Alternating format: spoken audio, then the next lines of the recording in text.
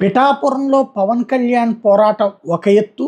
మొత్తం ఆయన కోసం తెలుగు సినిమా ఇండస్ట్రీలో కీలకమైనటువంటి వాళ్ళందరూ అటు కుటుంబ సభ్యుల్లో వరుణ్ తేజ్ కావచ్చు, తర్వాతన వైష్ణవ్ తేజ్ కావచ్చు, ఇట్లాంటి వాళ్ళందరూ ప్రచారం చేస్తున్న ఒక ఎత్తు. కార్యకర్తలు కష్టపడుతున్నారు, రాత్రి పగలు అక్కడ పనిచేస్తున్నారు, ప్రతి ఇంటింటిని టచ్ చేస్తున్నారు.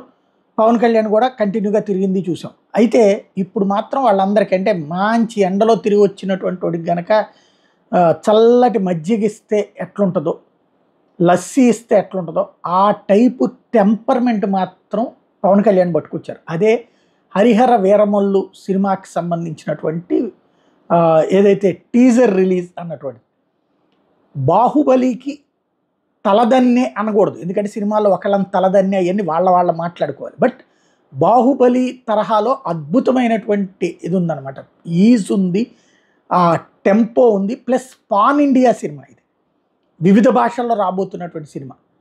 ఆ లుక్ చూడగానే ఒక సాధారణ పవన్ కళ్యాణ్ ఫ్యాన్స్కి ఒక్కసారిగా టెంపర్ వచ్చేస్తుంది అనమాట.